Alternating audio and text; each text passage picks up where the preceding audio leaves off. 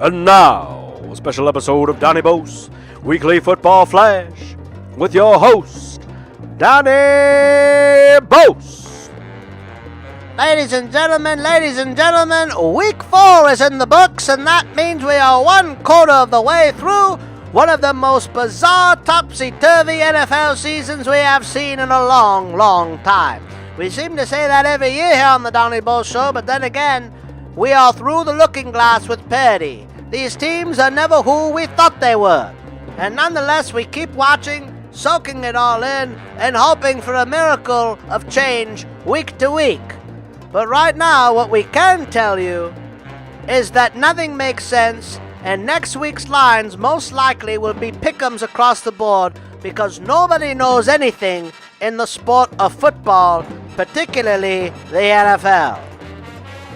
We start things off with a Monday night oop-de-oop. The Kansas City Chiefs beat the Washington Racists at home after the Racists went up 10 points on the Chiefs. The Chiefs returned a meaningless fumble for a touchdown in the final 4 seconds of the football game. This not only allowed the Chiefs to cover easily, but also sent the game over with 1 point to spare.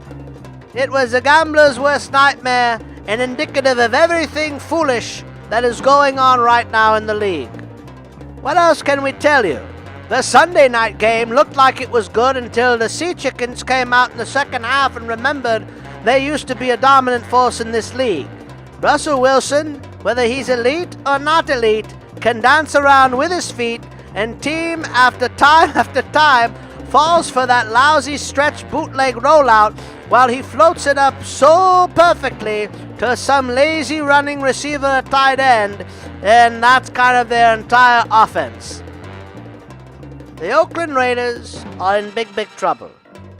Derek Carr is now out 2 to 6 weeks with a back fracture, and in the preseason prediction, we not only predicted that the Raiders would win the Super Bowl, we also said they would make some sort of dazzling comeback at the end of the season. If that was ever more true, now would be the time to do it. If Derek Carr is out, this team has no hope, and it is very sad what's happening out there in Oakland.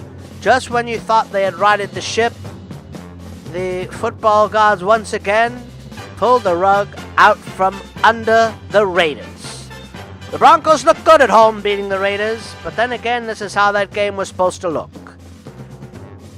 At the beginning of the season, we talked about certain teams that would rise and certain teams that would fall. Both of those teams faced each other on Sunday, with one of them winning. The home team. Those teams were, of course, the New York Giants, and they were visiting the Tampa Bay Buccaneers. Some people think the Buccaneers have a very good offense. I'm not one of them. I also don't think they have much of anything going on. Nor do I think the Giants do either. They are 0-4 and look terrible. This is dark days for the NFL, and it's especially dark if the New York Giants, a once preeminent franchise, can't get their heads out of their patootie and find not only a running game, but an offensive line, a defensive line, and maybe an entire squad. The Arizona Cardinals almost lost to the Santa Clara Yorks. This is also a terrible state of affairs. The Yorks are not good, and the Cardinals look lifeless. It should never go to overtime at home against the Yorks in this day and age, and it certainly shouldn't be the second possession of overtime that wins it for the Cardinals.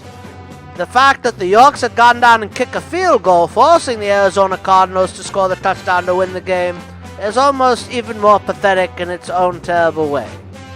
Speaking of teams who were supposed to be on the slide but are now on the rise, the Buffalo Bills, surprisingly, visited Atlanta, and after knocking out Julio Jones and Mohamed Sanu in the game, won fairly handedly 23-17 in the Dome. Atlanta maybe needed that kick in the mouth to remember it's a long road to the Super Bowl. The artists formerly known as the San Diego Superchargers are also a team that is in big, disgusting, laughable trouble. I mean, they should just move to Botswana at this point. The stadium was filled with Eagles fans. But not only that, they had to top off certain areas to make it look full for the cameras. There was about 25 people there, none of them rooting for the Chargers, who were booed as they came out of the tunnel. And rightly so.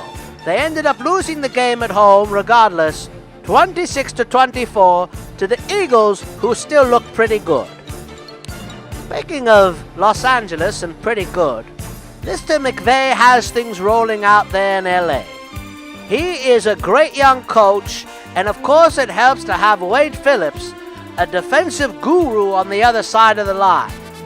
He is really something, Wade Phillips, and he has this team fired up and playing great football here at the quarter point of the season.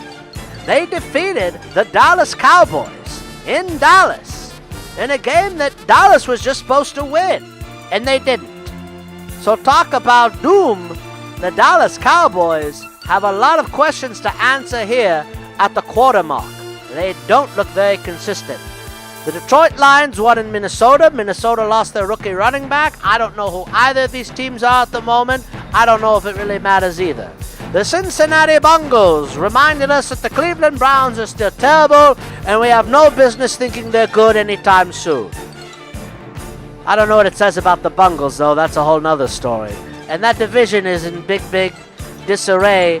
The Baltimore Ravens haven't scored a touchdown or gotten a yard or done anything in about 4 games. Yeah, that sounds about right. They look absolutely going backwards on offense. The Steelers found a way to win a game that apparently they really should have, and they did.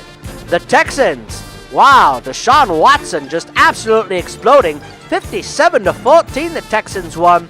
They look really good after their opening boo-boo against the Jacksonville Jaguars, who are another who the heck are they team, as they fall to the Jets in overtime in New Jersey, 20-23. The Jets are 2-2. Who would have seen that coming? The Panthers beat the Patriots. The Patriots suck. The Saints, 20-0 over the Dolphins. Who knows what's going to happen? We'll find out next week.